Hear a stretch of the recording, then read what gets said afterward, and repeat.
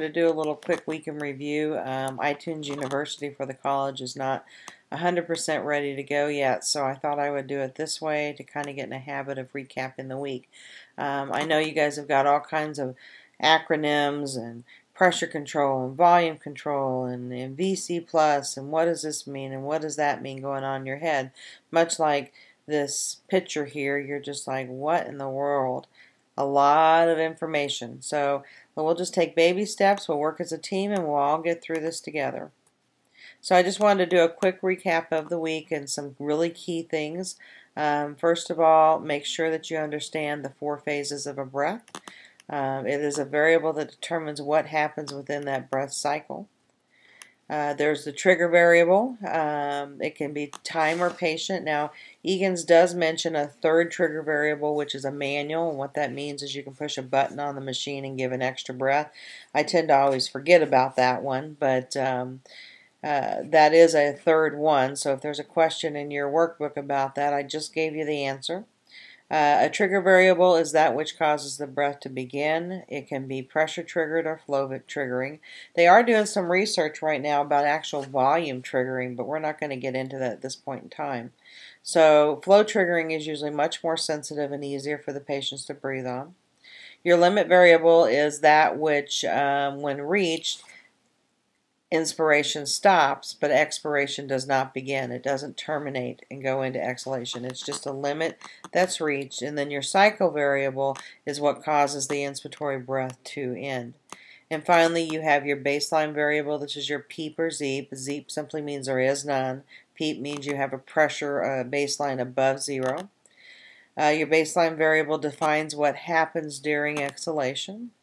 And there are some conditional variables. If this happens, I'm going to do that, or if that happens, I'll do this type of thing. That's when you start getting into your smarter ventilators that can sense what the patient's doing and what the patient needs. So this here is just kind of showing you baseline, the trigger variable, this is the limit, then your cycle is what terminates and it goes into exhalation, and it comes back down to whatever baseline you have set. Your flow patterns, we'll get into these a little bit more, but it's important to recognize that flow patterns and flow amounts play a big role on your peak inspiratory pressures, your patient comfort, air hunger, overwhelming them with too much air coming at them too fast. So, that's your amount, and your pattern and how it's delivered can also play a key role.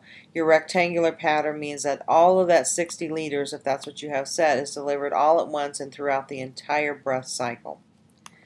Your ascending ramp means that the breath and beginning of inspiration, when the breath is triggered by either time or the patient, that it'll start out slow and gradually ramp up the flow until it's at peak inspiration, and then when the patient exhales, it goes down towards the end of the breath. The descending, this is where all of the flow is at you all of a sudden, and then gradually throughout the cycle of inspiration it gradually reduces. This to me is a lot more normal as to what we breathe now, especially for sucking through a straw. And finally there's the sinusodal. Now we don't really use this anymore, but it's more of like what respiration is like with normal negative pressure ventilation. The flow will start out slow, and then as the breath gets deeper it gets faster, and as your lungs fill up the flow then starts to reduce. Some of the older ventilators you'll see this. I don't even think it shows up on any of the new ventilators anymore.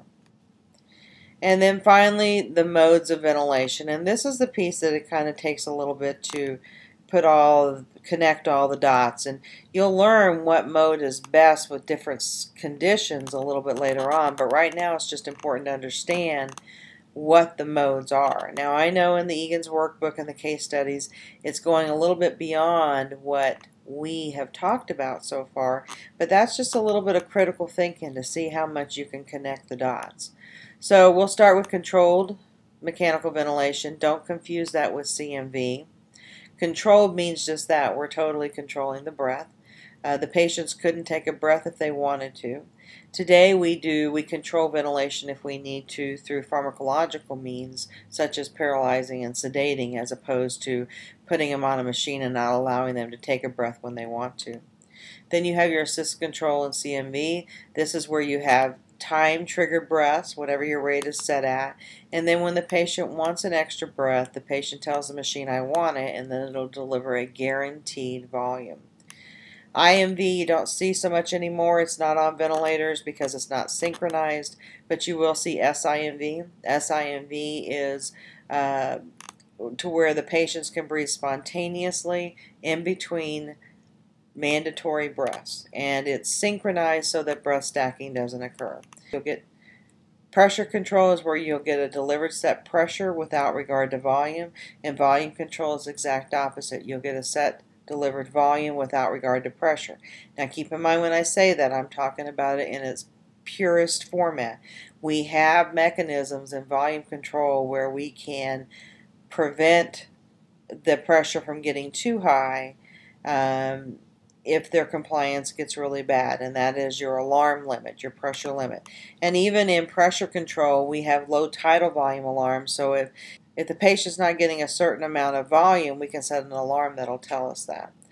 Pressure support is always spontaneously triggered, meaning the patient triggers it, and it's a boost.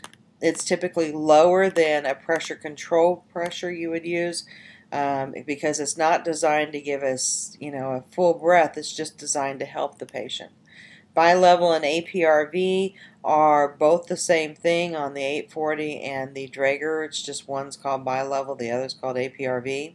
And this is where the patients will have a higher pressure, which is called your IPAP, kind of like on BiPAP. It's an IPAP. And at that higher pressure, the patient can breathe spontaneously, and it'll hold it for a little bit. Then it goes down to the lower level, and it'll hold it, and the patient can breathe spontaneously.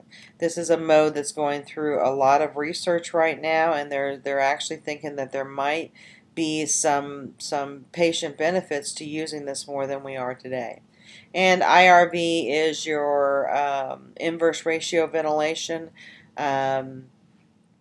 It's used whenever you have severe ARDS and you have those long inspiratory time cycles where you are time constants where it takes longer to stretch the lung out because compliance is poor, but because it has very high elastance, it'll actually return back to its normal shape faster than the average person. So we use it in that instance sometimes.